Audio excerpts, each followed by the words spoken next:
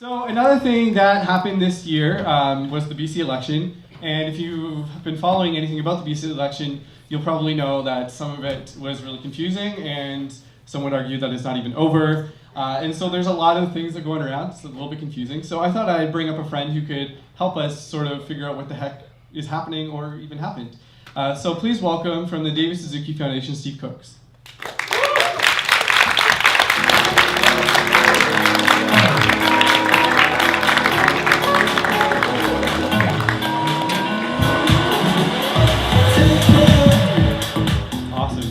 Well, thanks for coming out, Steve. Oh, thanks for having me. Yeah, okay, so my first question for you, which it's simple, but maybe it's complicated. How do we elect our officials? How does our electoral system work? Well, simple question. Yeah, it's a big question. There's a lot of potential answers to it. I think what you're getting at is the electoral system we use now is called first past the post. In BC, it's the same system we use to elect leaders federally, but within the province, we divided the province into ridings. There's 87 ridings, and within each of those ridings, candidates representing various political parties run, and people cast their votes, and whoever gets the most votes in a particular riding represents 100% of the voters in that riding. So essentially the way that it works is we have these 87 small elections as part of the whole BC election, and in order to form a majority government. So often what we talk about when we're talking about these elections is the final outcome, and in order to kind of dictate the way that policy goes in the province, you need to have what's called a majority government. So we have 87 seats in our provincial legislature, so in order to control the majority of those, you have to have 47 people elected at the various ridings across the province. And that's kind of where it got interesting in this last election. But essentially, that's the way the system works right now, is we have these first past the post elections within each riding to dictate who goes to the legislature. Right, so there's 87 ridings. You need 50% of those ridings in order to have a majority government. 50% plus one. 50% plus one, true. And if you, and there's also potential for no one to cross that threshold, which is what happened this time. Yeah. So the alternative to a majority government is we can have a minority government. So the way that our election played out at the beginning of May is that on election night, the BC Liberal Party ended up with 43 elected officials. The BC NDP ended up with 41 elected, and the BC Green Party ended up with 3 elected. So none of the parties hit that 44-seat threshold they would need to form a majority government. So that's kind of where the uncertainty has bubbled up from this last election. So we've been waiting to see which parties would be able to work together to combine their seats to have influence over the way that policy would go in BC. That's right. And so that's essentially what sort of happened now, because we have a minority government. But because of the numbers being so close between two of those parties, the third party, the Greens, decided to partner with the NDP. Yeah, well, the Greens hold what's called the balance of power. So essentially, it's actually a really fascinating election result for policy geeks like me, because it's just so close to that 44-seat cutoff point that you need for a majority government. It's crazy that one of the parties is only 1 seat shy of that, and the second place party is only 3 seats shy of that 44-seat threshold, and then this third party holds those 3 seats that the second place party would need to form a government. So it's really, after election night, it was really up in the air, because either of the two parties that came in first and second, the BC Liberals and the BC NDP, could have formed a government if they'd reached an agreement with the BC Green Party. And that's kind of what happened in the 2 weeks following the election. So to make things even more exciting, we had election night where most people went and cast their ballots on that day or cast ballots in advance voting. And we had this result come out of it. But there's another whole set of ballots that need to be factored in before we know the final result of an election. They're absentee ballots from people who are eligible to vote in a riding but aren't residing there right now for whatever reason. And in BC, we had 179,000 absentee ballots after the election night, and with a margin so thin between those two parties and a third party holding the balance of power, those absentee ballots ended up being very influential, or had the potential to be very influential, because there were a number of ridings where the results between the two parties were within a razor-thin margin of one another. So specifically in the riding of Courtney Comox, the one that got talked about the most in the last BC election, after election night, the difference between the BC NDP candidate who was thought to have won that riding and the BC Liberal candidate was only 9 votes. So if anybody ever tells you that your vote doesn't matter, I mean, just remember Courtney Comox and those 9 votes after election night. But we had to wait another 2 weeks to get the absentee ballots in, and when you think about 179,000 votes against a 9-vote difference, it's pretty exciting, and it could have gone either way and totally changed the balance of power in the election, because if that seat had flipped from the BC NDP to the BC Liberals, suddenly they have 44 seats and they have a majority government. That's right. And so that's all super interesting, and I think, you know, we counted the absentee ballots. We ended up finding that I don't think any ridings changed. No, nothing changed. Right. So then we ended up with one party, the Liberals, who had 1 seat, who were 1 seat shy of a majority, and then we had 2 parties who, if they formed some sort of coalition or partnership, is what they were calling it more so, together, then they start now holding a lot more cards than the Liberals actually do.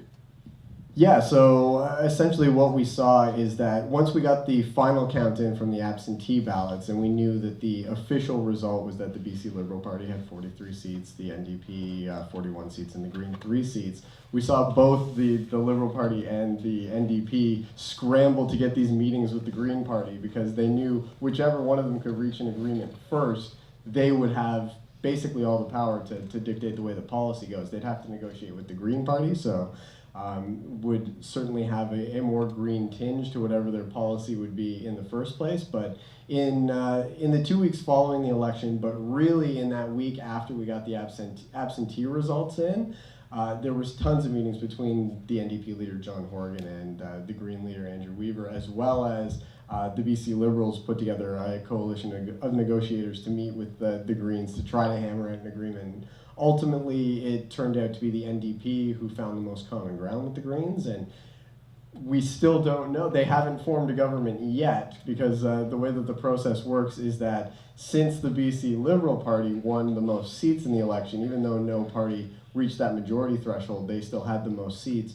They have a responsibility to try to form a government, even though they might not necessarily have the support of enough people within the legislature to actually pass policy, because you can imagine they go in with this 43-seat government, and if they try to pass any kind of policy, essentially it comes to what's called a confidence vote, and it's just meant to establish whether or not the legislature as a whole has confidence in the governing party to lead and to direct policy. So what we're anticipating will happen now is that the BC Liberals have put forth a throne speech with their ideas for the direction that some policies could go.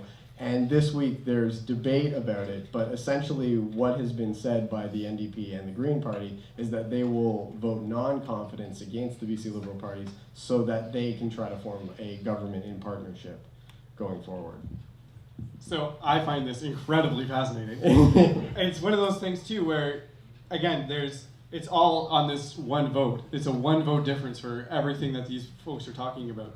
So the NDP and the Green, they have 1 vote more than the Liberals, and so they potentially could get a chance to govern.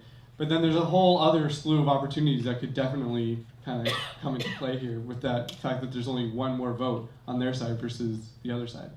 Yeah, I mean, if somebody gets the flu or misses a ferry when the legislature is supposed to sit, and all of a sudden you don't have the majority that you need, BC goes back to the polls for another election, because there could be a confidence vote just because something like that happens, some fluke occurrence, and the government can get voted down. So a lot of people criticizing the current result have said that it's an unstable government. And that's actually one of the conditions that the BC NDP and the BC Greens will need to satisfy. They'll need to go to the Lieutenant Governor of BC and convince her that they have the confidence of the House and can form a stable government.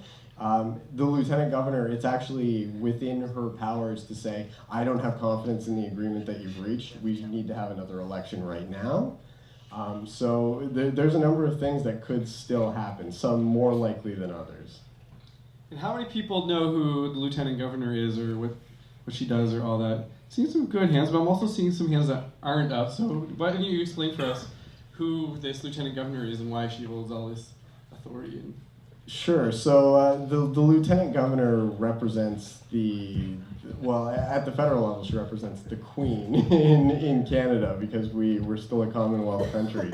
In BC, they serve essentially the same role. The Premier has to work with the lieutenant governor to convince her that they can form a government. It's the lieutenant governor's role to call an election when the time comes for an election, or if an early election gets called and that sort of thing. So ultimately, all the decisions that get made in terms of the stability of the government and how long the government sits and that sort of thing are officially up to the lieutenant government or the lieutenant governor.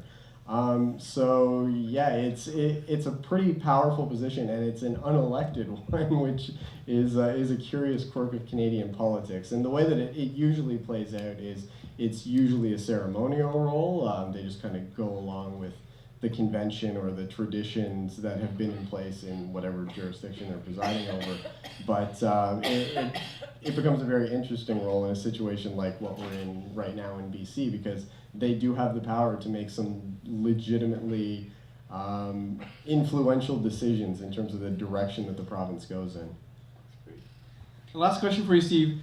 As the David Suzuki Foundation, regardless of what government's in power, whether it's the Liberals or the NDP or the NDP Greens working together, what would you like to see, or what would the David Suzuki Foundation like to see in terms of climate policy?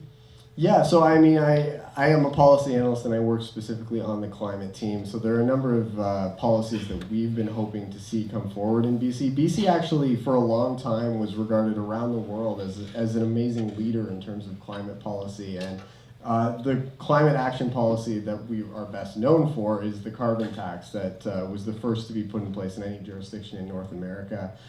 It's still kind of the broadest carbon tax that's been applied for the longest time.